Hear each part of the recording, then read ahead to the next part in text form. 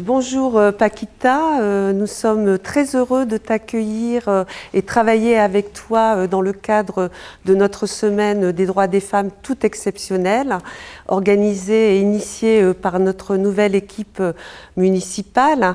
Alors Paquita, tu es une artiste peintre et professionnelle de la communication, diplômée de l'École supérieure des arts appliqués de Roubaix.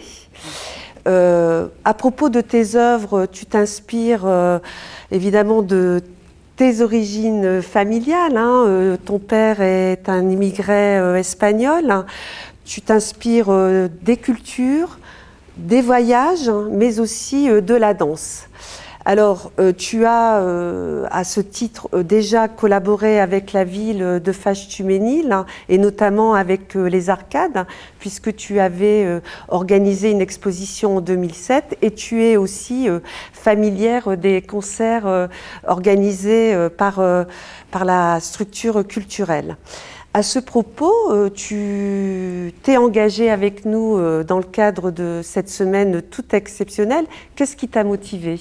Alors, il y a plusieurs motivations. Je remercie d'abord Monsieur le maire, l'équipe municipale, de m'avoir choisi pour promouvoir l'égalité entre les hommes et les femmes à travers cette exposition Hommage aux femmes, toute exceptionnelle. Je crois que l'art est utile.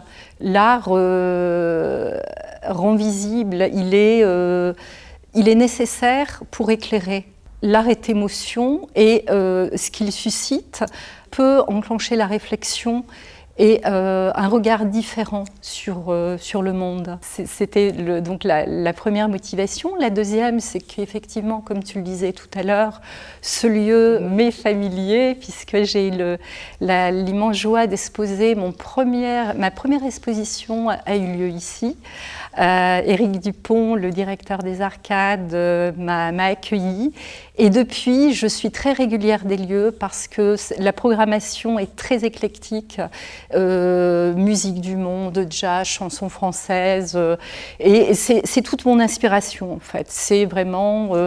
c'est la musique et la danse. Donc forcément, quand on voit mes œuvres, on comprend mieux le parallèle et la motivation que j'ai pu avoir. Et je voudrais ajouter que ce qui m'a également beaucoup frappée dans ce lieu, c'est la représentation des femmes musiciens, ce qui n'est pas le cas dans beaucoup de structures. Et vraiment, merci Éric pour ne pas seulement dire l'égalité, la prôner, mais agir pour les femmes. Merci Éric.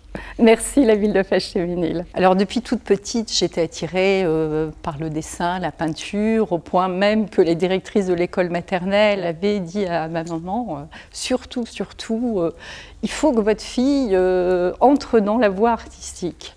Et c'est ce que j'ai fait naturellement parce que je passais des heures au lieu de jouer dehors eh bien, je dessinais, je peignais. Et naturellement, j'ai fait un bac littéraire et artistique.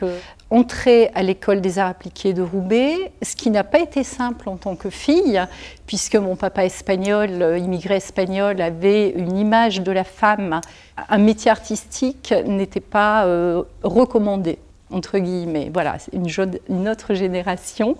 Donc grâce à ma maman, elle m'a soutenue et j'ai pu entrer dans cette école et faire le métier que j'aime. Je me suis retrouvée dans la vie active et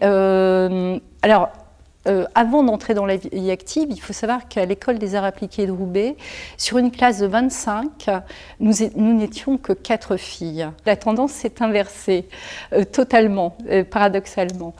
Et arrivée dans la vie active, j'étais confrontée au même problème, c'est que j'étais la seule directrice artistique femme et j'étais entourée d'hommes. Là, tu as fait part de ton parcours personnel, mais ton parcours en tant qu'artiste peintre, femme, et l'occasion aussi pour toi de dire où en sont finalement les artistes femmes aujourd'hui, quelle est leur situation de manière générale, et est-ce que ça répond justement à ton engagement personnel mais aussi militant sur cette question ? Complètement. En fait, j'ai fait effectivement une école d'art appliqué. Donc, j'ai naturellement travaillé dans des agences de communication. Mais l'art me collant à la peau, si je peux me permettre cette expression, j'ai très vite combiné art et communication. Et donc, je faisais des illustrations pour Gaz de France, j'illustrais les rapports annuels. Quand j'ai créé mon agence, j'ai même créé Pakimba Com et art, donc la communication et l'art. Et je crée de l'identité visuelle sous forme d'œuvres d'art. Et à travers ça, donc des sociétés, des institutions telles que la délégation des droits aux femmes, on fait appel à moi, les droits des enfants pour le festival Planète Môme à Paris. C'est vrai qu'en 2007, dans le cadre d'une illustration, d'une programmation annuelle, j'ai fait une vingtaine d'œuvres pour la programmation. Et c'est comme ça que Éric Dupont m'avait proposé d'exposer. Et depuis, voilà, j'ai exposé dans des galeries, dans de très nombreux lieux. Je m'octroyais le droit de rendre visible ce que je faisais. Il y avait beaucoup de pudeur.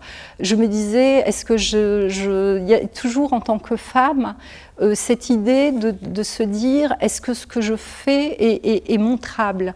Est-ce que c'est suffisamment? Et là, tout à coup, l'évidence était là, et pourtant, les sociétés faisaient appel à moi, mais je ne m'octroyais pas ce droit. Et pour 5 à 25% de femmes artistes peintres présentes dans les musées, il y a 85% de femmes représentées paradoxalement en tant qu'objet nu ou au statut. D'ailleurs, ça a donné l'idée d'une photo où je l'ai appelée statue de femme, où je pose à côté d'une statue parce que j'interroge sur effectivement cette représentation de la femme.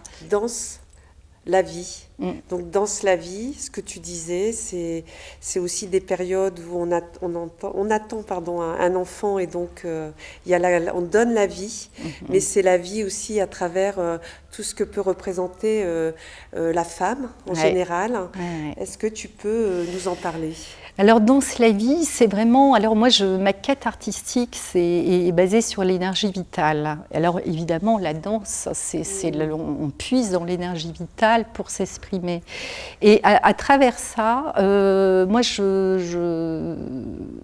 j'aime donc cette thématique, puisqu'elle est très riche, la quête de l'énergie du mouvement, mais il y a aussi le symbole, l'égalité entre les hommes et les femmes, puisque je représente, bon, on ne les voit pas ici ce sont des femmes seules, là on le voit un peu mieux.